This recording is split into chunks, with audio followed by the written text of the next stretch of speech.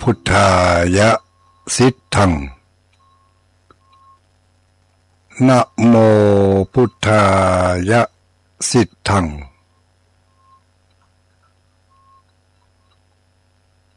นะโมพุทธา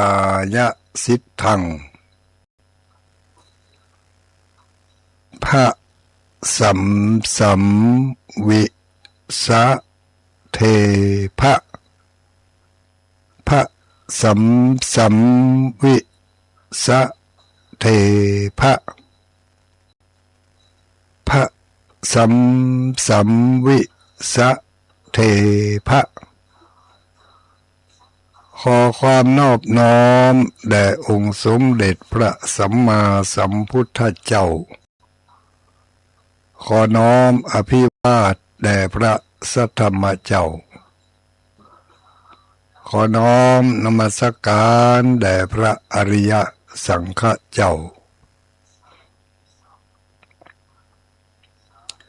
ขอถวายความเคารพมายังท่านพระคุณเจ้าท่านเจ้าคณะพระสังฆาธิการท่านครูบาอาจารย์พระสงฆ์องค์สังฆเจ้าทุกรูปทุกตนทุกองค์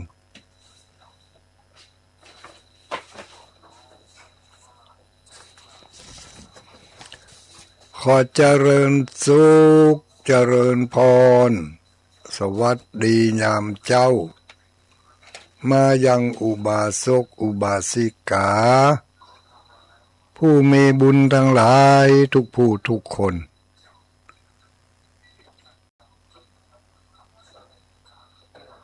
เจ้าวันนี้ตรงกับเจ้าของวันพฤหัสบดีวันที่18เดือนมิถุนายนพุทธศักราช2569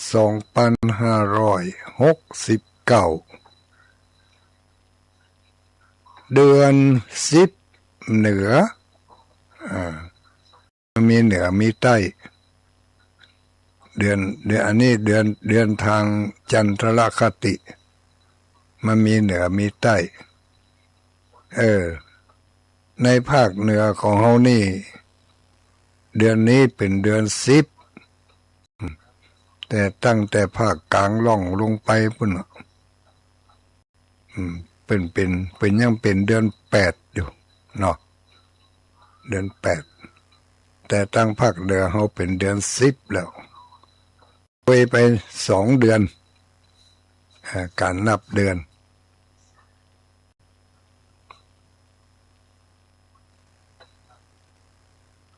นับเดือนวยไป2เดือนเดือน10เดือน10นี่ถ้าตามปกติแล้วเดือนนี้จะต้องเข้าพรรษา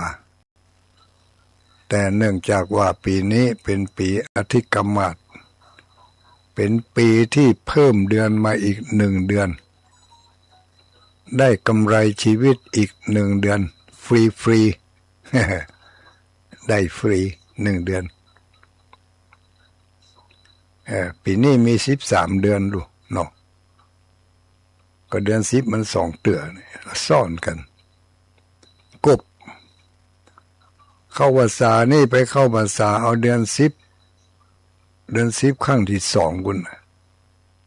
เดือนกรกฎา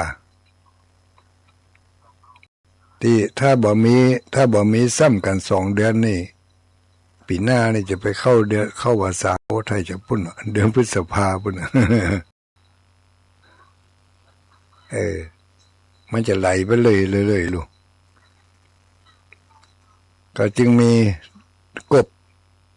2-3 ปีไหนกบเห็ดเดือน2-3 ปีไหนกบเดือน1เดือน10 2เตือเดือน10วันนี้เดือน10ออก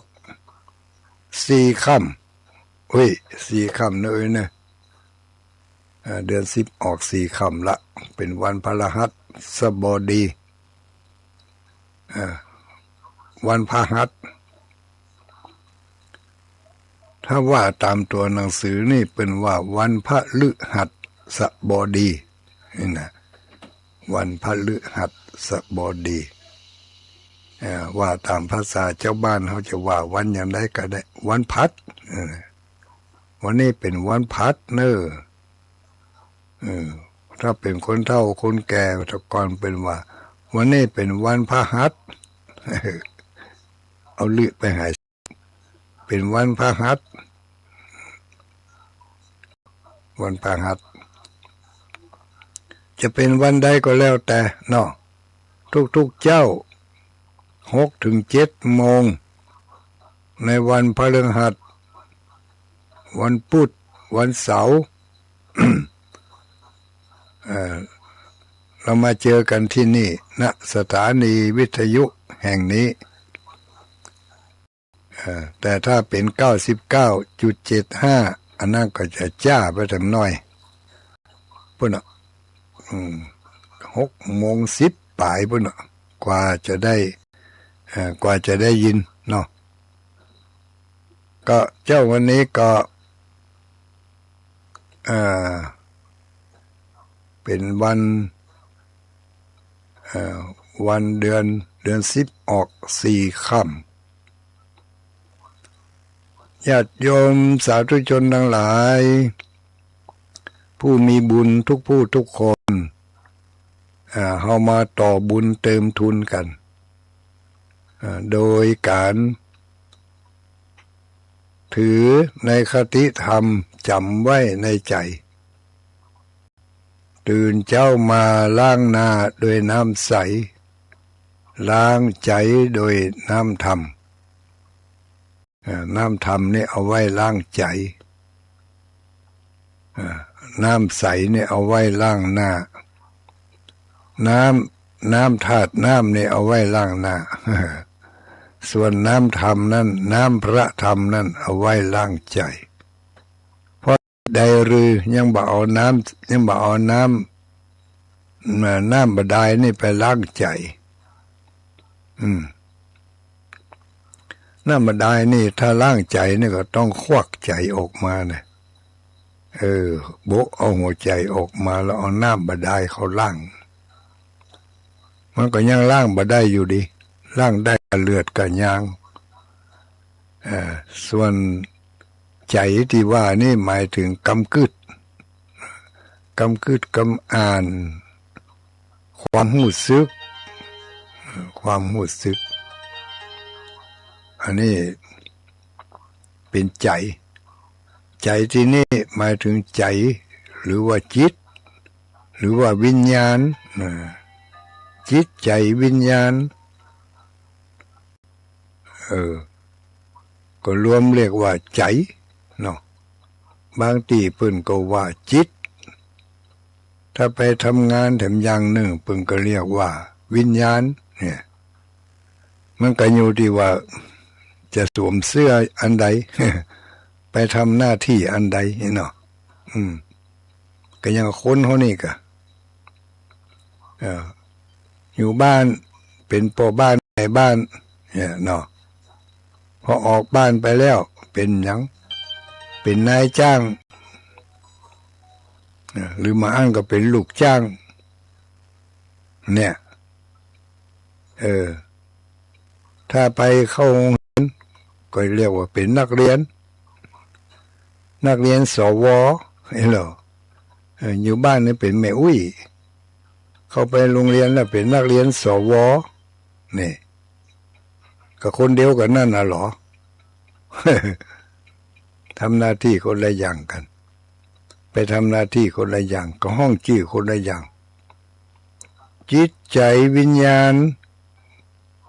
ก็น่าจะอย่างเดียวกันเนาะถ้าไปทำหน้าที่อันนั้นก็เรียกว่าจิตทำหน้าที่อันนั้นเรียกว่าใจทำหน้าที่อันนั้นก็เรียกว่าวิญญาณในจิตในใจในวิญญาณนั่นยังมีทำลายอย่างอยู่นะยังมีทำลายอย่างก็ยังที่ไปทำงานแหละอยู่บ้านเป็นพ่อบ้านเป็นแม่บ้านเนี่ยก็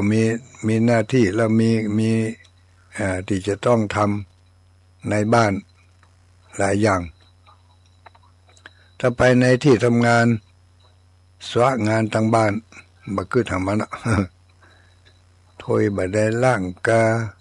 บ้านบ่ได้กวาดกาเสื้อผ้าบ่ได้ซักกานี่เอาไปกึดในที่ทำงานบ่ได้เอาไปกึดในที่ทำงานบ่ได้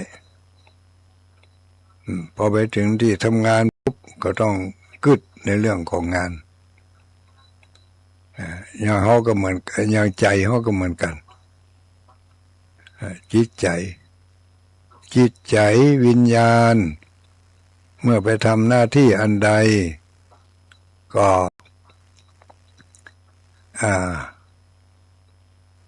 ไปทำหน้าที่อันใด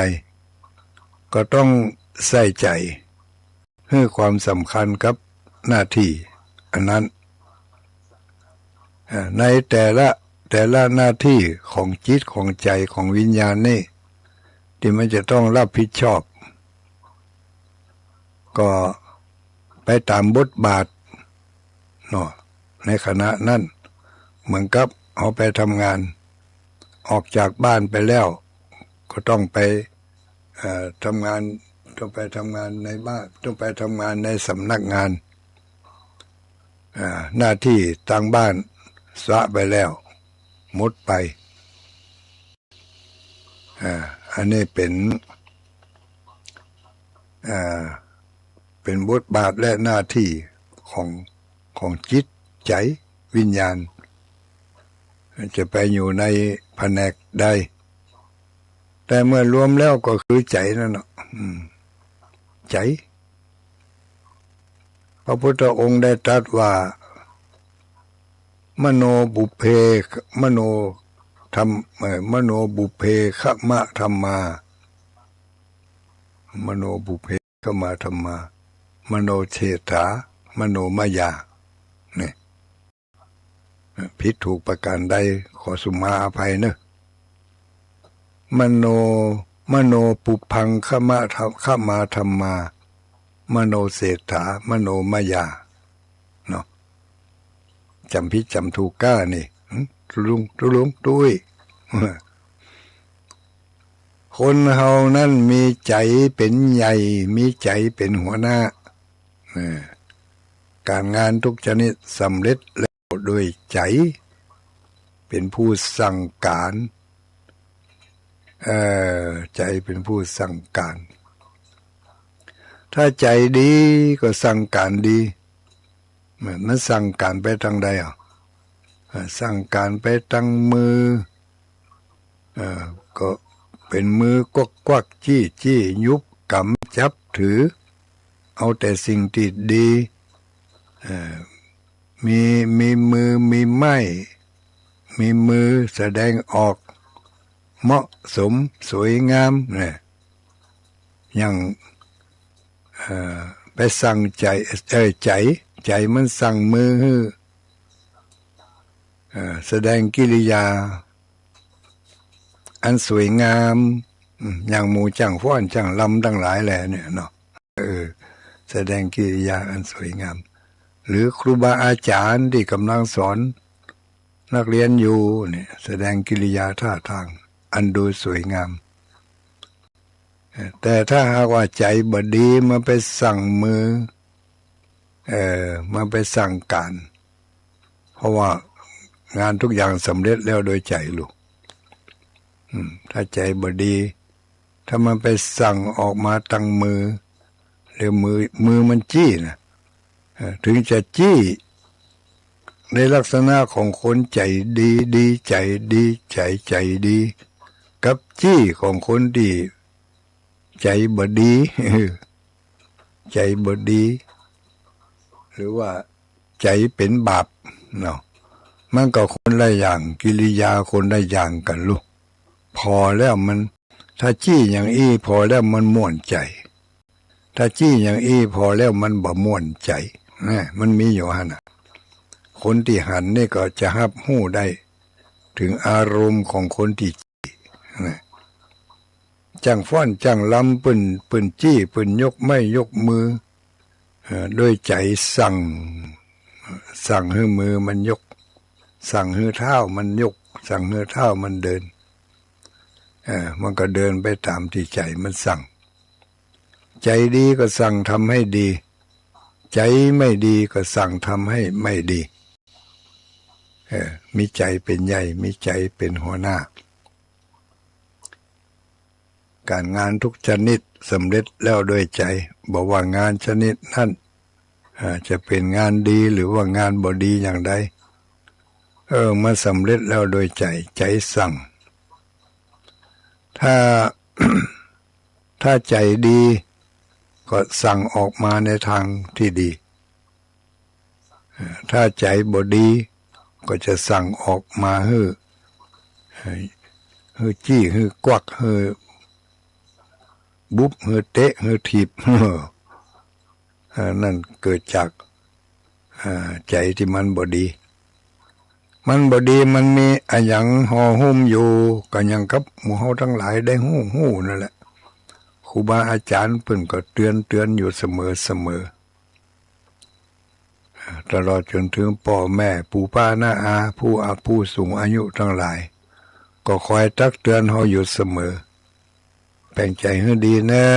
ให้ใจมีศีลมีธรรมเน้ออย่างเนี้ยเนาะถ้าใจดีใจมีศีลมีธรรมใจมี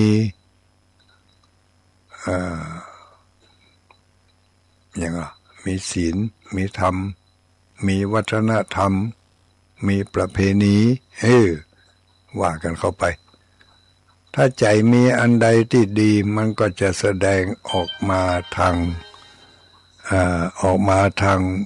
ทางมือทางเท้าดีถ้าใจไม่ดีมันก็แสดงออกมาทางมือทางเท้าไม่ดีจะควักจะจี้จะบุบจะตีจะกุ้ยไก่ปืน อย่างตะวาวซื้อนี่เนาะจะยกมือตบนี่ยกมือขึ้นจี้หน้านี่ใจบดีรู้นั่นเนาะจำเป็นอย่างยิ่งตื่นเช้ามาล้างหน้าด้วยน้ำใสล้างใจด้วยน้ำธรรมเพื่อจะได้ทำให้ตัวของเราที่มีผลพลอยได้จากคำสั่งของใจเมื่อใจสั่งเมื่อทำดีมันก็จะได้ดีเมื่อใจสั่งให้บ่ดีมันก็จะได้สิ่งที่บ่ดีที่ตามมาเป็นอย่างยิ่งที่เราจะต้องประคับประคองหรือว่าตื่นเช้ามาต้องล้างหน้าด้วยน้ำใสๆล้างหน้าล้างตัวล้างเนื้อน้ำใสโดยอาศัยข้อเตือนจิตสกิจใจจากรายการธรรมะทุกรายการละเป็นรายการธรรมะที่มาล้างใจเนาะเอามาไว้ล้างใจล้างให้มันสะอาดถ้าใจสะอาดแล้ววาจามันก็สะอาดวาจาสะอาดการกระทำทางกายกรรมมันก็สะอาดสะอาดเรียบร้อยถ้าบ่ได้ล้างใจแล้วบ้านักแก่ผ่องเนอะเพราะว่าใจของคนเฮานี่วันหนึ่งนี่มันสั่งสมมันเก็บสั่งสมเก็บเอาสปะสเปดมาไว้เก็บเอาสปะตึงดีตึงบาดดีตึงให้ตึงอย่างมันเอามัด ก็อย่างที่ว่าเนาะใจมันก็เหมือนกับอย่างเหมือนกับถังขยะนะดีมันก็เอาบาดดีมันก็เก็บมาเลย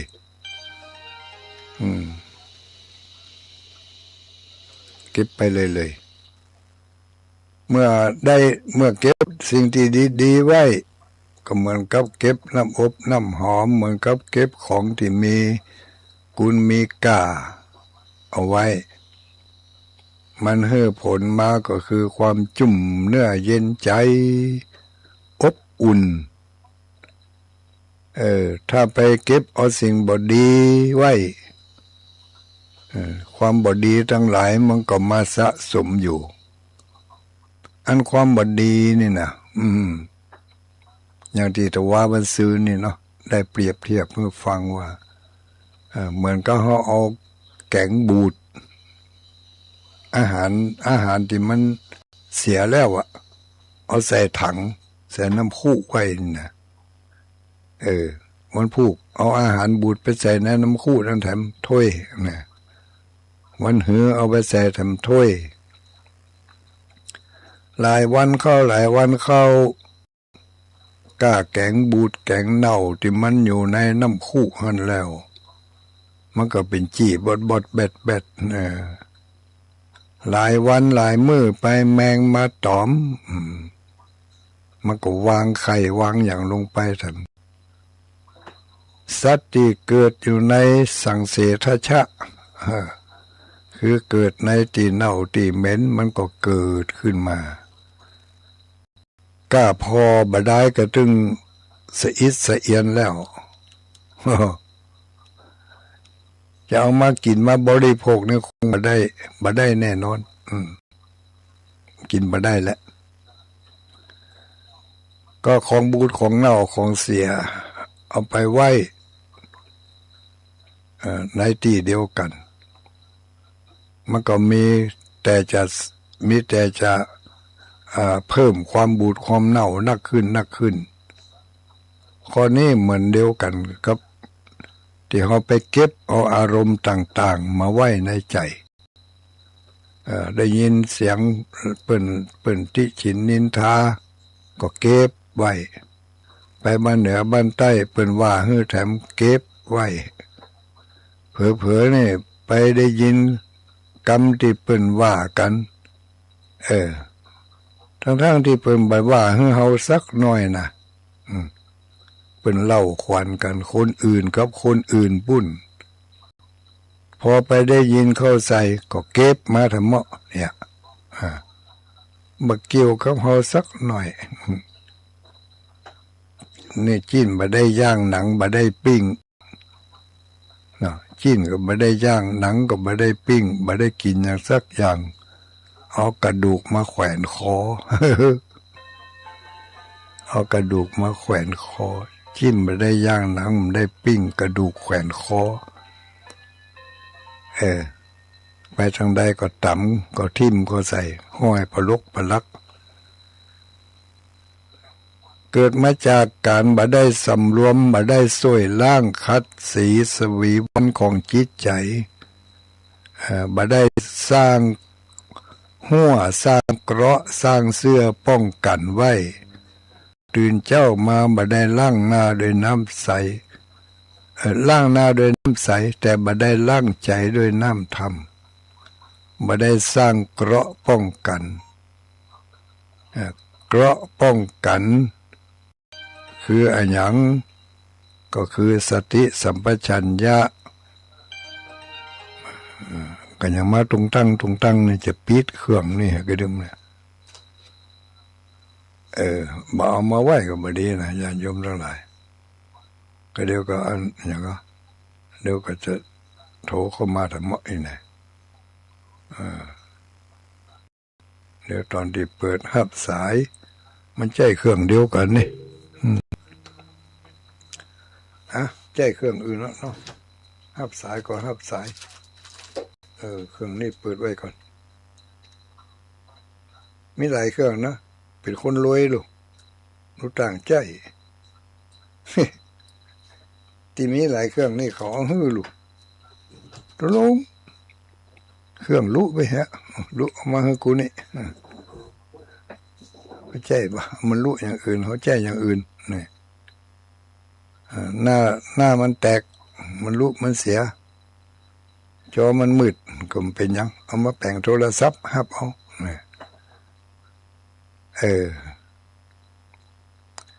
อ้าวต่อไปว่าจะได้ล้างหน้าด้วยน้ำใส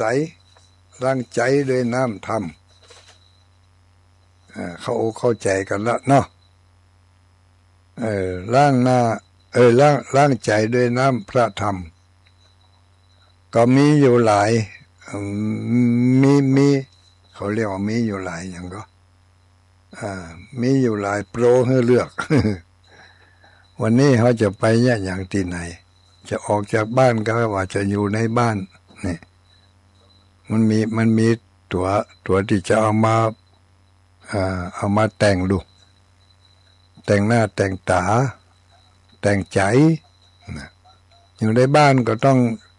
แจ้ธรรมะทำอย่างออกไปทางนอกก็แจ้ธรรมะทำอย่างเหมือนกับเขาจะแต่งตัวนี่ก็โดยละเอียดนะแต่โดยทั่วๆไปก็อันเดียวกันนั่นแหละอย่างก็เขานุ่งเสื้อเนี่ยอยู่บ้านก็นุ่งเสื้อผืนเนี่ยออกนอกบ้านก็นุ่งเสื้อผืนเนี่ยแต่รายละเอียดมันมีให้ทำน้อยเนาะมีให้ทำน้อยเนี่ยจะได้มันจะโชว์คนอื่นได้คนในบ้านนี่โชว์พ่องก็ได้แล้วก็ผลลัพธ์ออกมาก็ยังว่าเนอะแต่งตัวออกนอกบ้านนี่ดีอย่างหืมเตือแต่แต่งตัวอยู่ในบ้านนี่ผมเผ้าพลุงลังทั้งที่คนในบ้านนี่น่าจะได้หันของดีๆงามๆคนเฮานี่ส่วนมากนี่ถ้าเวลาจะออกไปทางนอกนี่จะเนี่ยให้มันดูดีไปก่อนแต่ถ้าในบ้านนี่อย่าได้กระจ่างเตอะบ่ใส่ใจเรื่องในบ้านก็บ่ค่อยดีตัวใดเนอะปกติแล้วอยู่ในบ้านก็ต้องให้ดูดีเป็นระเบียบเรียบร้อยกิริยามารยาทการแต่งเนื้อแต่งตัวใจว่าอยู่ในบ้านไม่ต้องแต่งก็ได้ปล่อยผมเข้าลุงลังหัวนิ้วตักหยักเสื้อผ้าบหน้าพอหน้าก้อยแต่งให้มันดูดีน้อยถึงมาถึงกับแต่งตัวไปงานก็แต่ขอให้แต่งตัวให้มันดูดีบางคนนี่ลุ่มล่ามเกินไปถึงแม้ว่าจะอยู่ในบ้านก็คนในบ้านนั่นแหละสำคัญเขาจะอยู่ด้วยกันถึงวันมาหันสิ่งที่บดีบ่งามก็จืดชืดเบื่อนายถ้าไปหันทั้งนอกทั้งปากมันดูดีดูงามเราจะว่าจะได้ก็ตัวเนี้ยมันบดีบ่งามทั้งที่เขาก็เป็นคนดีคนงามคนหนึ่งรูปร่างสวดทรงองค์เอวอะไรยังก็ดูดีดูงามแต่ไปเนี้ยมันบ่งามมันก็เลยไปเสาะหาสิ่งที่ดีๆงามๆกิเลสลูกมันก็มีกิเลสเหมือนกันหมดแหละนี่ก็ต้องใส่ใจน้อยนะล้างใจสวยล้างคัดสีใจของเราจะไปเอาแต่ความสะดวกสบายมักง่ายมันก็ทำให้สภาพแวดล้อมมันอาจจะเปลี่ยนไปกิริยาวาจาก็เหมือนกันอู้กับคนอื่นเนี่ยโอ้โหหวานแล้วหวานแถมเหมือนน้ำผึ้งเหมือนน้ำอ้อยเยอะเหมือนน้ำอ้อยผสมน้ำผึ้ง แต่อู้กับคนในครอบครัวเนี่ยสับทุกสัมญาอย่างหืมจะได้จะเอาแก่ใจตัวเองค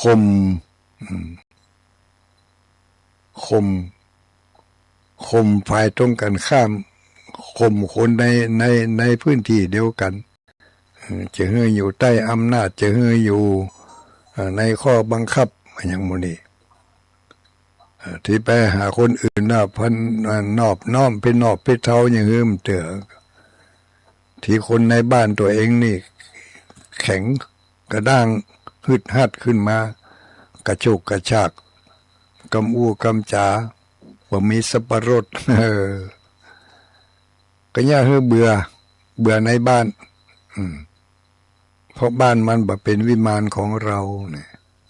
ในเพลงเป็นบ้านคือวิมานของเราจะทุกข์จะเศร้าก็บ้านของเราเนี่ยวันนี้ฝากกันไว้นะล้างใจด้วยน้ำธรรมในที่นี้ก็คือขันติความอดทนหิริความละอายแก่ใจอันนี้ต้องสำนึกบ่อยๆหิริความละอายแก่ใจต้องล้างบ่อยๆล้างทุกวันจะเนี่ยอันยังจะทำอันยังกึดพอให้ดีเฮาอยู่ในวัยใดเฮาอยู่ในฐานะไหนเป็นอันยังเนี่ยเนาะก็ต้องล้างใจโดยน้ำพระธรรมสำนึกกึดหาหิริโอตปะบ่อยๆอันนี้เป็นเทวธรรมเนี่ยหิริโอตปะสัมปันนาสุขาธรรมาสัมมาหิโตเป็นเทวธรรมผู้ที่มีหิริมีโอตตปะเป็นเทวธรรมมีเทวธรรมอยู่ในใจคือธรรมของเทพถ้าเทพบ่มีเทวธรรมก็จักบ่ใจเทพเป็นอย่างอื่นไปแล้วจะเป็นอะไรยังขาดความยับยั้งชั่งใจขาดหิริความละอายแก่ใจจะเนี่ยอันยังก็เนี่ยไปบักคำนึงถึงศีลธรรมวัฒนธรรมประเพณีหิดห้อยบ่ได้คำนึงถึงเอาแต่ใจตัวเองว่าเนี่ยอันเนี้ยบ่ได้สำระล้างบ่มีหิริความละอายแก่ใจบ่มีโอตตัปปะความเกรงกลัวต่อผลของบาปตอนนี้ต้องแยกหน่อยต้องเข้าใจจะไปว่าเอามันเกยปากว่าตัวตามดิมันเกยปากลูกหิริความละอายต่อบาปโอตตัปปะก็ความเกรงกลัวต่อบาปหิริมันน่าจะละอายแก่ใจนะโอตตัปปะนี่น่าจะเกรงกลัวต่อบาปมันใจว่าหิริก็ละอายต่อบาปโอตตัปปะก็เกรงกลัวต่อบาปเอาไปซ้ำซ่อนกันอยู่หั่นน่ะเนาะ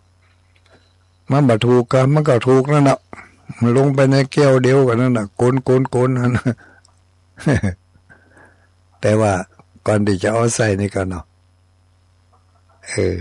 จะเอาใส่นักใส่น้อยก็หิริความละอายแก่ใจจะเนี่ยอันยังก็สำนึกกึดตึงหาถ้าเขาจะเนี่ยไปในทางที่ดีจะอู้ในทางที่ดีเขาก็อู้ไปไม่ต้องได้ไปหวั่นไหวอย่างมันแต่ถ้าจะอู้ในเรื่องบดีคนบดีมันบ่จะกึดได้นะว่าเรื่องที่มันจะอู้นั่นดีก็บดีนะ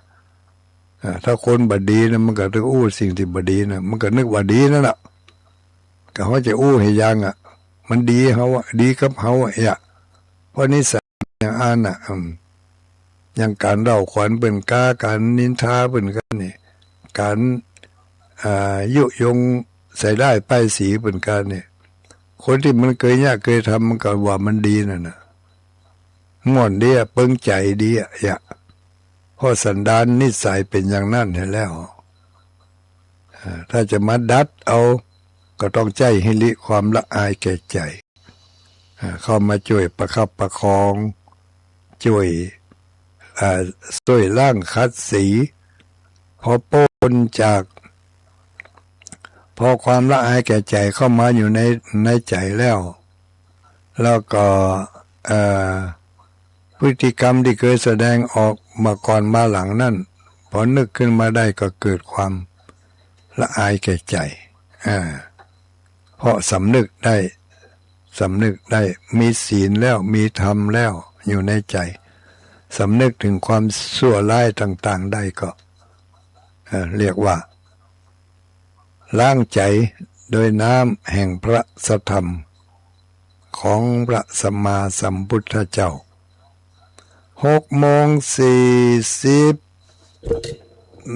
6:38นาฬิกาในคอมพิวเตอร์นี่กำลังว่าถูกต้องอยู่กะเนาะ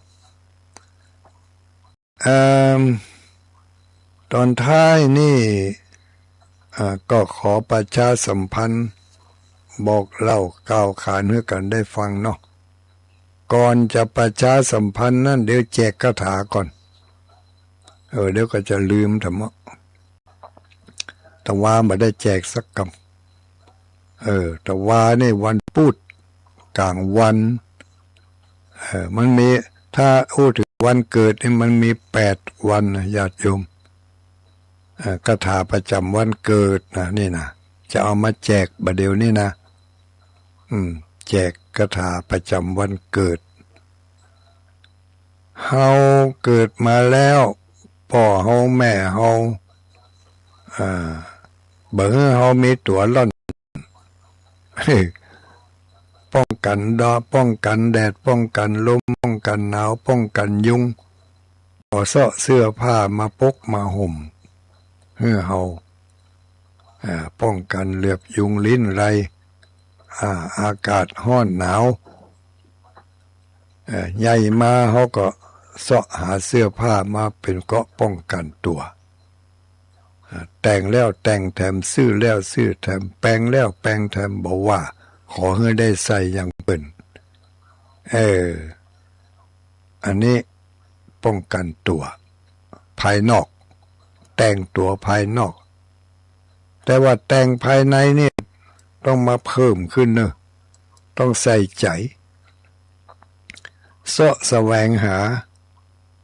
เป็นเกราะป้องกันอันหนึ่งอันนั้นก็คือคาถาประจำวันเกิดคนโบราณเปิ่นมีกุศโลบายที่แยบยลที่ฉลาดมีภูมิปัญญาที่ฉลาดมาก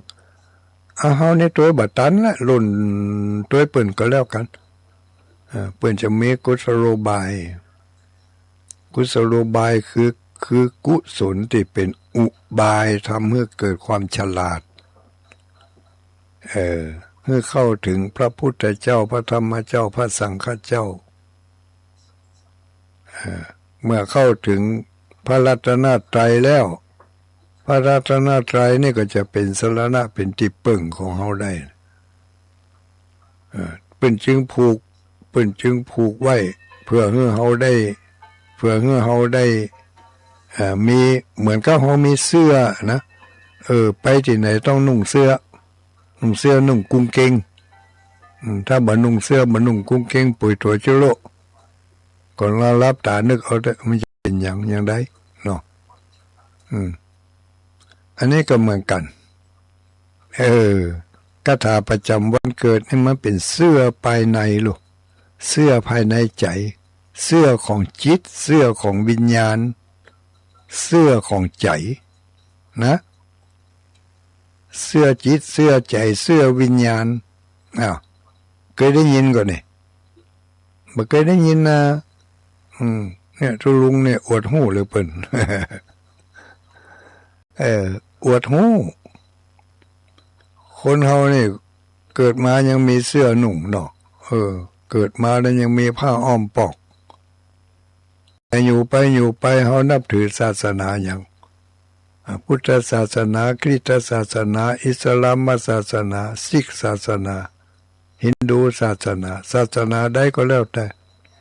เมื่อเข้าไปอยู่ในศาสนานั้นแล้วก็ต้องมีเสื้อประจำศาสนาอย่างเขาจะไปเป็นนักกีฬาเขาก็เสื้อของนักกีฬาเป็นนักบอลก็เสื้อของนักบอลมาเดี๋ยวนี้จะไปออกโรงทานก็ยังมีเสื้อของโรงทานด้วยเหรอเสื้อสัญลักษณ์กลุ่มเนาะอันนี้กลุ่มปฏิบัติธรรมอันนี้กลุ่มคลื่นสีขาว ก็ต้องมีเสื้อเป็นสัญลักษณ์กลุ่มนี้ลงทานที่ไหนลงทานที่ห้านที่นี่พอเอาหันชุดที่เขาแต่งนั่นเนาะลงทานม่อนจอมพอนี่มีลูกมีสัญลักษณ์มีเครื่องหมายเอาไว้อิ่มบุญอุ่นใจถ้าจะต่อเติมคำน้อยก็ถึงไหนถึงกันอิ่มบุญอุ่นใจ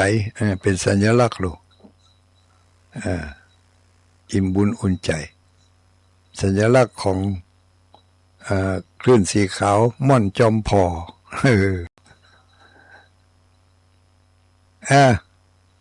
อันนี้เป็นภายนอกส่วนภายในแล้วภายในเสื้อจิตเสื้อใจเสื้อวิญญาณนี่บุรพาครูบาอาจารย์บรรพบุรุษของเราเปิ้นมีความฉลาดเปิ้นได้เอาพระพุทธคุณพระธรรมคุณพระสังฆคุณนี่แหละมาเป็นเสื้อเกราะป้องกันใจเบื่อใจของเขาถลำคำกาตกลงไปอบายภูมิทั้งสี่มีนรกเป็นต้นต้องมีเสื้อกันไว้ต้องมีร่มชูชีพกันเบื่อมันตกลงไปทั้งปุ่นเนาะให้มันปิ๋วตกลงไปในมนุษย์เวลาตายแล้วนะให้ดวงจิตดวงวิญญาณเนี่ยมีร่มเบื่อมันไปตกในโลกอบายให้มันไปตกในเมืองมนุษย์ในเมืองสวรรค์เนี่ยจะได้ก็ท่องคาถากะคาถาเนี่ยทุลุงอย่างที่ทุลุงเคยว่าคาถาเนี่ยมันดีกว่าวัตถุมงคลอย่างอื่นนะคาถานี่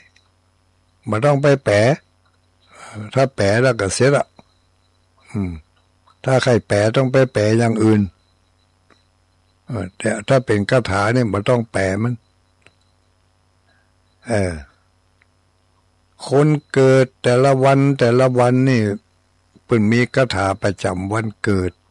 ก็เหมือนกับสีประจำวันเกิดนั่นแหละคนเกิดวันอาทิตย์สีแดงนี่แหละแล้วไผบอกเพิ่นบอกกันมาเมื่อนะอย่างนั้นอันนี้เพิ่นบอกกันมาเช่นพระพุทธเจ้าปรินิพพานใหม่ๆพุ่นเนาะครูบาอาจารย์ทั้งหลายนักปราชญ์เพิ่งก็เสาะหาเนี่ยจะได้คนเฮาจะมีเสื้อมีสิ่งที่ห่อหุ้มใจป้องกันความชั่วร้ายต่างๆจะได้บ่เข้ามาในจิตในใจก็ต้องท่องคาถากันเอาไว้ใส่หมวกกันนอกเข้าไว้เวลาจะออกเดินทางขับรถเครื่องคัดเข็มขัดนิรภัยเข้าไว้เวลานั่งบนรถใหญ่อย่างนี้เวลาจะตื่นขึ้นมาแล้วจะไปเผชิญกับโลกภายนอกก็เหมือนกับเขาจะขับรถออกไปนอกบ้านแหละเมื่อเขาอยู่ในที่นอนนั่นมีปัญหาอย่างหัวอาจจะมีบางกู่ที่จะมีปัญหาแต่ตัวเขาแล้วไม่ปัญหาเขาอยู่ในที่นอนแต่พอออกจากที่นอนมาแล้วนี่ก็ต้องเสาะเสื้อมานุ่งนะเข้าห้องน้ำห้องท่านี่นุ่งเสื้อแล้วเมื่อนุ่งเสื้อต่างนอกแล้วก็ควรจะนุ่งเสื้อต่างในเมื่อล้างหน้าด้วยน้ำใสต้องล้างใจด้วยน้ำธรรมคนเกิดวันพฤหัสบดีมีคาถาประจำวันเกิดว่าอย่างนี้พระสัมวิสะเทพะ7 กรรมเหมือนกันวันอื่นก็7 กรรมวันพฤหัสบดีวันนี้เป็นวันพฤหัสนะแจกไปตามวันนะแต่ว่าวันพุธแต่ว่านี่วันพุธกลางวันเนอะเดี๋ยวจะเอามาย่ำคำตอนนี้เอานี่ก่อน พระสัมสัมวิสะเทพะพระสัมสัมวิสะเทพะพอสำเภาสระอะพอสำเภาสระอะเรียกว่าพระสอเสือมหาอากาศมอม้าอ่านว่าสัมมันอย่างกับสัมมาสัมพุทธเจ้านะอย่างกับสัมมาอรหังนะสอเสือมหาอากาศมอม้าอ่านว่าสัมมีสองกรรมสัมเนี่ยพระสัมวิวอแวนสระอิวิสอเสือสระอะสะพระสัมวิสะวิสะเทแล้วก็เทสระเอทอทหารอ่านว่าเทแล้วก็พอสำเภาสระอะอ่านว่าพระสัมวิสะเทพะอันนี้เพิ่งจะได้ว่าเป็นกอไก่เพิ่งเขียนพิษก็ว่าเฮาว่าพิษเอาที่เคยว่ามาก่อนเนาะพระสัมวิสะเทพะเดี๋ยวจะได้ไปตรวจพอหามกรรมที่เป็นอย่างนี้หันเป็นกอไก่นะเป็นคาถาประจำคนเกิดวันพฤหัสบดีมีเป็นคาถาย่อเหมือนกับสายสร้อยที่ห้อยคอตอนกลางคืนเขาจะถอดสร้อยเอาไว้พอตื่นขึ้นมาเขาก็เอาสร้อยมาแขวนคอฉันใดตื่นเช้ามาก็ท่องคาถาเขาไว้ป้องกันภัยป้องกันความชั่วร้ายที่เขาพอบาหันตัวจะเป็นข้อเป็นภัยเป็นเวรเป็นอะไรอย่างต่างๆเหล่านี้กันเอาไว้จะกันได้หรือบ่ได้นะเปิ้นว่าเปิ้นกันได้เอาเปิ้นว่าไปก่อนวันหน้าก่อยมันลวกก่อยตัวหามาลุ้นตอนนี้เขาเอาเปิ้นว่าเถอะเปิ้นว่ามันดีเขาก็ดีไปฉะนั้นพระสัมวิสะเทพะตื่นเจ้ามาแต่ท่องอันนั้นเหก่อนนะเนอะบอกว่าจะเกิดวันใดท่องกำขึ้นขันตั้งมีอย่างนะโมพุทธายะสิทธังอันนี้ขอความศักดิ์สิทธิ์ในคาถานี้จงบังเกิดมีแก่ข้าพเจ้านะโมพุทธายะสิทธังอันนี้ตุลุงแปลเอาคนเดียวนะนะโมพุทธายะสิทธังว่าสัก3 เตือแล้วก็ว่าเป็นคาถาประจำวันเกิดพระสัมวิสะเทพะพระสัมวิสะเทพะไหวตัวก็ได้นะคนเกิดวันพฤหัสนี่เปิ่นฮือว่า19 จบก่อนเนอะ19 จบ19 ครั้ง19 เตือพระสัมวิสะเทพะอันนี้1 เตือละพระสัมวิสะเทพะ2 เตือละท่องให้ได้19 เตือคนเกิดวันพฤหัสบดีมีพระพุทธรูปปางสมาธิบทสวดมนต์ประจำวันเกิดพระสัมวิสะเทพะอันนี้อย่างย่อมี7 กรรมแต่ถ้าอย่างยาวนั่นก็ยาวเนอะญาติโยมทั้งหลายปุเรนตัมโพธิสัมภเรนิพัตตังวัตตชาติยังยัสสเตเชนะสทาวัคคิมหาสัตตังวิวัชติเถรัสสะสารีปุตตัสสะโลกนาเถนะภาสิตังปะกัปปัฏฐายิมหาเตชังปริตตันตัมพะนัมมะเหอันนี้บทยาวสำหรับคนที่ เกิดวันพฤหัสบดีอ้าวเดี๋ยวจะคนที่ไม่ได้ฟังตะวาเนาะเพราะตะวานี่เข้ารายการมาก็ที่จริงมันก็มาก็จะเจ้านะมันออกมาจ้าหน่อยก็ไม่ได้แบ่งปันมาวันนี้มาทบทวนเนี่ยคนเกิดวันพุธกลางวันคนเกิดวันพุธกลางวันว่าอย่างนี้ปิสัมระโลปุสัตพุทธปิสัมระโลปุสัตพุทธปอสระอิปิ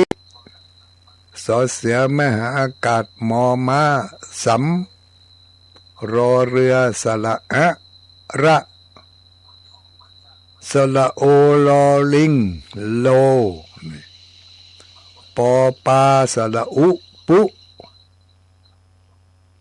สัตแม่หันสอเสือแม่หันอากาศตอเต่าสัตแล้วก็พอพานละอุทอทหารอ่านว่าพุทธพุทธปิสัมระโลปุสัตพุทธคาถาประจำวันเกิดของคนเกิดวันพุธกลางวันพุธกลางวันผ่านไปแล้วเนาะอุ้ยคนเล็กคนหนุ่มทั้งหลาย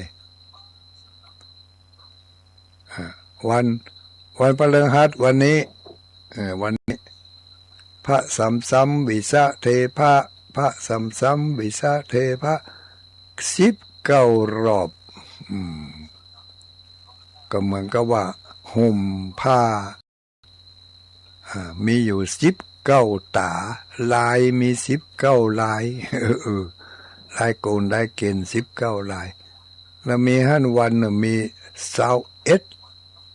นี่จะเป็นวันใดเดียวไปพอวันศุกร์ก็แล้วกันเนาะวันพัดวันนี้19 จบวันศุกร์นี่21 จบกันนะวันพุธเนี่ยวันพรุ่งนี้ก็ฟังอีกบทหนึ่งคาถาของคนประจำวันของคนเกิดวันศุกร์เนาะวันนี้เอาวันพฤหัสวันเดียวไปก่อนก็ยังว่าแล้วต้องมีเกราะป้องกันใจของเราถึงมื้อถึงวันนี้ลองคิดพอเถอะตั้งแต่เกิดมาจนถึงบัดเดี๋ยวนี้มีคาถาบทใดพ้องที่เราท่องไว้ในจิตในใจเหมือนกับเรานุ่งเสื้อบางคนบ่มีสักบทบ่มีสักวรรคเป็นพยาธิอาพาธเป็นไข้เป็นเมื่อยเป็นจะวกจะวาวบ่มีที่จังที่ปึ่งดูนั่นเหมือนกับเฮาหน้ามืดเนาะเหมือนกับเฮาหน้ามืดอ่อนเปียแห้ง ย่างไปกลางสนามบ่มีที่เกาะที่ปึ่งถ้าอย่างเฮาลงกันไดก็ไปไต่ระเบียงบ้านก็เนี่ยพอจะมีเฮามีเก้าอี้มีโต๊ะมีอย่างที่ช่างที่ปึ่งแต่เฮาเดินไปกลางสนามนี่บ่มีที่ช่างที่ปึ่งก็มีทางเดียวหยอบนั่งลงหั่นถ้าหู้ตัวยอมอย่างเดียววันนี้ไปลืมด้วยวันนี้เป็นวันปิดศพของท่านพระคุณเจ้าวัดสันสลีอดีตเจ้าอาวาสวัดสันสลีวันนี้เป็นวันที่18วันพฤหัสบดีได้ตั้งศพบำเพ็ญกุศลท่านเจ้าอาวาสมาเป็นเวลาหลายขวบหลายมื้อหลายคืนคณะศรัทธาวัดสันสลีก็ยังบ่สามารถที่จะทำใจได้เตื้อที่สูญเสียบุคลากรของวัดของวาไปเป็นที่จังที่ปึ่ง ไปไปรูปหนึ่งตนหนึ่งก็จะขอเก็บศพเอาไว้ก่อนเอาไว้เผาไว้จีไว้ทำชาปนกิจในโอกาสต่อไปข้างหน้าเมื่อเวลามันพร้อมวันนี้จะได้ก็ขอไปทำบุญกันเอาไว้ทำบุญปิดศพก็เริ่มตั้งแต่9 โมงปลายนี่เป็นต้นไปแล้วนะญาติโยมเฮาทั้งหลายมีโอกาสมีเวลาบ้านเหนือบ้านใต้ไปมาหาสู่กันกินสลากผักไม้ปล่อยหลวงปล่อยน้อยก็เกิดตึงหากันงานนี้ก็เป็นงานที่แสดงความโศกเศร้าเสียใจแสดงความอาลัยต่อบุคคลที่เป็นบุคคลของสาธารณะเวลาขึ้นหอใหม่เฮือนใหม่กินแขกแต่งงานบ้านซุปบ้านซากก็เกยนิมนต์เปิ้นมาร่วมการร่วมงานกับเฮาเป็นกำลังอกกำลังใจเมื่อเดี๋ยวนี้เปิ้นได้รับตาลาจากโลกไปเฮาทั้งหลายก็แสดงความไว้อาลัยด้วยความกตัญญูกตเวทีสละเวลาอันมีค่าของเฮาไปร่วมงานกับเปิ้นที่เขานำเข้างานแล้วก็ปากันไปที่วัดสันสลีสำหรับวันนี้บ่ได้ประชาสัมพันธ์เรื่องรอเตียนละตนอื่นเปิ้นว่ากันนักตนนักเนาะขอความสุขความเจริญจงมีแก่ท่านทั้งหลายทุกผู้ทุกคนจัตตารโอธรรมาวัฏันติอายุวันโนสุขังพลัง